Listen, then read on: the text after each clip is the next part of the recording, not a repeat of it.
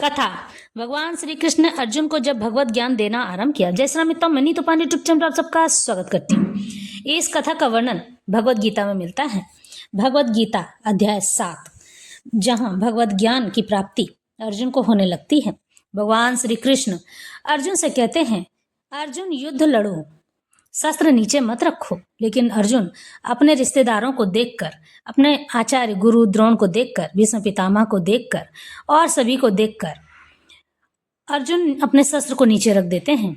लेकिन भगवान श्री कृष्ण समझाते हैं कि हे अर्जुन, शस्त्र उठाओ और युद्ध करो। लेकिन अर्जुन कहते हैं कि हे माधव, ये तो मेरे सारे अपने हैं। तो श्री कृष्ण कहते हैं, तो अपने हैं तो आप सामने क्यों हैं? तो अर्जुन कहते हैं, अपने हैं इसलिए तो सामने हैं। लेकिन श्री कृष्ण कहते हैं, नहीं, अगर अपने होते तो सामने खड़ी नहीं होते, तुम्हारे पीछे आकर खड़े होकर तुम्हारा बल बनते। ये बात अर्जुन के मन में घर कर जाती है। लेकिन फिर भी अर्जुन अपने आप से ही लड़ते रहते हैं और अपने ही द्वंद्व में फंसे रहते हैं। भगवान श्री कृष्ण अर्जुन को बार बार समझाते हैं, अर्जुन शस्त्र उठाओ और युद्ध करो। लेकिन अर्जुन इस बात को न समझकर अपने मन में अच्छे और बुरे की पहचान करने लगते हैं। भगवान श्री कृष्ण समझ जाते हैं कि मनुष्य के भीतर का जो युद्ध होता है ना, वह बाहर के युद्ध से 100 गुना अधिक प्रभावशाली होता है। वह मनुष्य को न अच्छा सोचने देता है, न बुरा सोचने देता है। और इस विकार को दूर करने का एक ही अर्थ है कि उसे दिव्य ज्ञान की प्राप्ति हो। जिस मनुष्य को दिव्य ज्ञान की प्राप्ति हो जाता है, वो व्यक्ति अपने मन के उहापोह यानी कि उथल पुथल से बाहर निकल जाता है। मन का उथल पुथल कोई दूर नहीं कर सकता है, केवल एक ज्ञान के सिवा। एक ज्ञान ही तो ऐसा चीज है जो कि देने से 2 गुना अधिक बढ़ता है। दान देने से उसका फल आपको 4 गुना अधिक मिलता है। यानी कि ज्ञान का दान देने से एक तो ज्ञान 2 गुना मिलता है और ज्ञान का दान देने से उसका फल 4 गुना अधिक मिलता है। यानी कि सब मिलाकर आपको भगवत ज्ञान की प्राप्ति होती है। ज्ञान एक ऐसा माध्यम है मनुष्य के जीवन का जो कि इस भवसागर से पार उतर सकता है। लेकिन कई बार हम अपने ही अहंकार में डूबकर कई ऐसे तथ्यों को बाहर निकाल देते हैं जो हमें नहीं कहना चाहिए। यानी कि उन बातों को संभल कर बोलना चाहिए। मुंह से निकले हुए शब्द कभी वापस लिए नहीं जा सकते हैं। भगवान श्री कृष्ण स्वयं समझाते हैं कि कभी भी मनुष्य को अपने मुख से वाणी ऐसी निकालनी चाहिए जो सबको प्रिय लगे, ना कि अप्रिय लगे। अप्रिय वाणी को आप वापस नहीं ले सकते हैं और यही आपके बाहरी द्वंद्व का कारण होता है। इसलिए अपने मुंह को संभाल कर ही बोलना चाहिए। आज मय्यासक्त मनाः पार्थ योगम युज्य अन्मनादश्रय असंशयम समग्रम मां यथा ज्ञास्यसि तच्छृणु। यानी श्री भगवान ने कहा, हे पृथा पुत्र, हे कुंती पुत्र, अब सुनो कि तुम किस तरह मेरी भावना से पूर्ण होकर और मन को मुझ में आसक्त करके योगाभ्यास करते हुए, यानी कि उन चीजों का अभ्यास करते हुए मुझे पूर्ण रूप से शंका से रहित होकर जान सकते हो। यानी कि जिसमें कोई शंका ना हो। भगवत गीता के 7वें अध्याय में श्री कृष्ण भगवान की प्रकृति का विशद वर्णन हुआ है। यानी कि भगवान अपने बारे में बता रहे हैं, कृष्ण समस्त ऐश्वर्यों से पूर्ण है। यानी सभी ऐश्वर्य उनके पास हैं और वे इन्हें किस प्रकार प्रकट करते हैं, सामने किस प्रकार से लेकर आते हैं। इस तरह से भगवान श्री कृष्ण समझा रहे हैं। इसका वर्णन इस श्लोक में हुआ है। इसके सिवा इस अध्याय में इसका भी वर्णन है कि 4 प्रकार के भाग्यशाली व्यक्ति कृष्ण के प्रति आसक्त होते हैं, यानी कि उनमें अपना मन लगाते हैं। और 4 प्रकार के भाग्यहीन व्यक्ति कृष्ण के शरण में नहीं जाना चाहते हैं। पहले 6 अध्यायों में जीवात्मा, यानी कि जिन जीवों में आत्मा होती है, अभौतिक, यानी कि जो भौतिक सुखों से परिपूर्ण हो, यानी सामाजिक सुखों से परिपूर्ण न हो, उन्हें उनसे कोई मतलब ना हो, आत्मा के रूप में वर्णित किया गया है। जो विभिन्न प्रकार के योगों द्वारा आत्म साक्षात्कार, यानी कि आपकी आत्मा को जानने का अधिकार प्राप्त हो सकता है।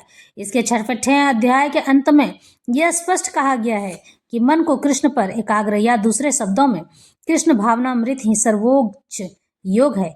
यानी कि भगवान श्री कृष्ण स्वयं कहते हैं कि जो मुझ में अपना मन लगाता है ना, वह सर्वोच्च कोटि को प्राप्त होता है, ऊंचे पद को प्राप्त होता है। मन को कृष्ण पर एकाग्र करने से ही मनुष्य परम सत्य को पूर्ण रूप से जान सकता है, अन्यथा नहीं। निर्विशेष ब्रह्म ज्योति या अंतर्यामी परमात्मा की अनुभूति परम सत्य का पूर्ण ज्ञान नहीं है। यानी कि जो भी अंतर्मन में अपने नहीं झांकता है, वो अपने अंतर्मन की ज्योति यानी अपने आत्मा को नहीं झांकता है, वह परमात्मा को कभी नहीं जान सकता है, क्योंकि यह आंशिक यानी छोटी होती है। कृष्ण ही पूर्ण है और वैज्ञानिक ज्ञान भी है। और कृष्ण भावनामृत में ही यानी कि कृष्ण की भक्ति में ही मनुष्य को सारी अनुभूति होती है। पूर्ण रूप से पूरे तरीके से कृष्ण भक्ति में ही मनुष्य जान पाता है कि कृष्ण ही निसंदेह परम ज्ञान है। विभिन्न प्रकार के बहुत से प्रकार के योग तो कृष्ण भक्ति के मार्ग के सोपान सदृश हैं, यानी कृष्ण भक्ति के मार्ग पर जाने से ही मिलते हैं। जो व्यक्ति कृष्ण भक्ति को ग्रहण करता है वह स्वतः ही ब्रह्म ज्योति तथा परमात्मा के विषय में पूरी तरह जान लेता है। ब्रह्म ज्योति यानी आत्मा के विषय में पूरी तरह जान लेता है। कृष्ण भक्ति योग का अभ्यास करके मनुष्य सभी वस्तुओं को यथा परम सत्य, जीवात्माएं, प्रकृति, साध्य सामग्री समेत उनके प्राकट्य यानी कि प्रस्तुत को पूरी तरह जान सकता है। भगवान श्री कृष्ण समझा रहे हैं कि जो कृष्ण भक्ति करेगा वही बिरला भगत ही मुझे जान सकता है, वही बिरला भगत अपनी आत्मा को जान सकता है। हमारे शरीर में दो आत्माएं होती हैं, एक सूक्ष्म आत्मा, सूक्ष्म शरीर जिसे हम कहते हैं, जो हमारे शरीर के जैसे हूबहू दिखती है, और एक आत्मा जो हमारे नाभि कुंड में रहती है।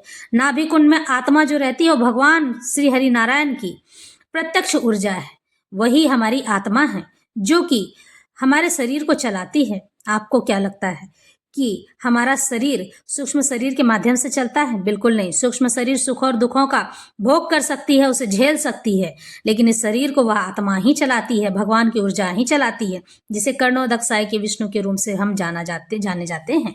कर्णोदकसाई विष्णु जो कण कण में वास करते हैं, हम सभी के नाभिक कुंड में वह आत्मा के रूप में निवास करती है भगवान विष्णु की ऊर्जा। भगवान श्री हरि नारायण हमें यह बताना चाह रहे हैं कि मेरी ऊर्जा सब में विद्यमान है और मैं तुम्हें सही और गलत का मार्ग हमेशा दिखाता रहता हूँ, लेकिन तुम ही हो जो मुझे सुनना नहीं चाहते हो। मुझे सुनो तो सही, मुझे जानो तो सही। मैं तुम्हें बताना चाहता हूँ कि मुझ में भक्ति करो, मुझसे प्रेम करो और मुझ में ही लगे रहो। अगर तुम मुझसे प्रेम करोगे, मेरी भक्ति करोगे, तो मैं तुम्हें अज्ञानता के अंधकार से ज्ञान में लेकर आऊंगा और ज्ञान में प्रकाश से तुम्हें प्रकाशित करके तुम्हें सर्वोच्च पद प्राप्त करवाऊंगा। यानी कि जो लोग यश, कीर्ति, मान, सम्मान के लिए तड़पते हैं ना, उन्हें भगवान की कृपा से ही प्राप्त होता है। भगवान स्वयं कहते हैं कि कृष्ण भक्ति करने से ही मनुष्य अपने आप को ऊपर उठाता है। हरि कीर्तन करने से ही मनुष्य के जीवन का अंधकार दूर होता है और इस कलयुग में भी हरि कीर्तन सर्वोच्च माना गया है। इस सृष्टि में कलयुग के समय में सभी देवी देवताएं भाग भाग कर नीचे आ रही हैं ताकि वो हरि कीर्तन कर सके।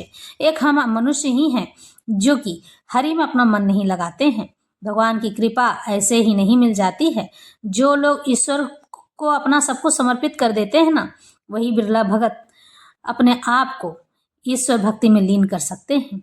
तो इस तरह से आज का यह भगवत ज्ञान का